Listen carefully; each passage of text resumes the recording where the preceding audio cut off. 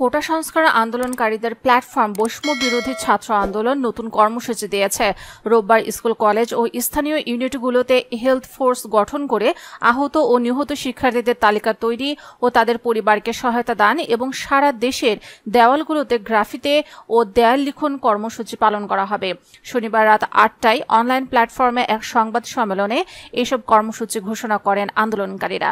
আন্দোলনের কর্মসূচি ঘোষণা করেন বৈষম্য বিরোধী ছাত্র আন্দোলনের অন্যতম সমন্বয়ক আব্দুল মান্নান মাসুদ ও এ সময় আরও যুক্ত ছিলেন অন্যতম সমন্বয়ক মাহিন সরকার ও সহ সমন্বয়ক রিফাত রশিদ।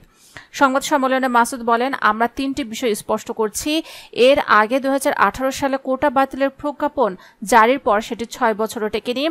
তাই পরিপত্র খেলা বন্ধ করে স্টক হোল্ডারদের, বিশেষ করে শিক্ষার্থীদের সঙ্গে আলোচনা করে একটি স্বাধীন স্থায়ী কমিশন গঠন ও কমিশনের সুপারিশ অনুযায়ী আইন পাশ করতে হবে।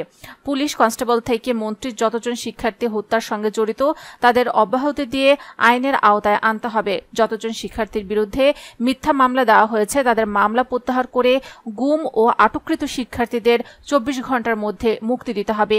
২৪ ঘন্টার মধ্যে যদি দাবি মেনে নেওয়া না হয় তাহলে আমরা আরও কঠোর কর্মসূচিতে যাব। প্রয়োজনে আবার মাঠে নামব।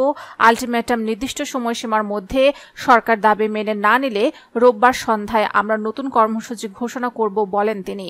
আব্দুল মান্নান মাসুদ বলেন, আমরা এখন পর্যন্ত ২৩৬ জন নিহতের তালিকা পেয়েছি। এর মধ্যে ৭৮ ভাগই শিক্ষার্থী। এই সংখ্যা হাজার ছাড়াবে। এখন পর্যন্ত ৩৫০০ শিক্ষার্থী আটক বা গ্রেফতার হয়েছে। বাসায় বাসায় গিয়ে অনেক শিক্ষার্থীকে তুলে নেওয়া হচ্ছে। আমাদের ৩২ জনের নামে মামলা হয়েছে, যেখানে শাহবাগ থানাতেই ১১টি। এসব মামলায় অজ্ঞাতনামাদেরও রাখা হয়েছে।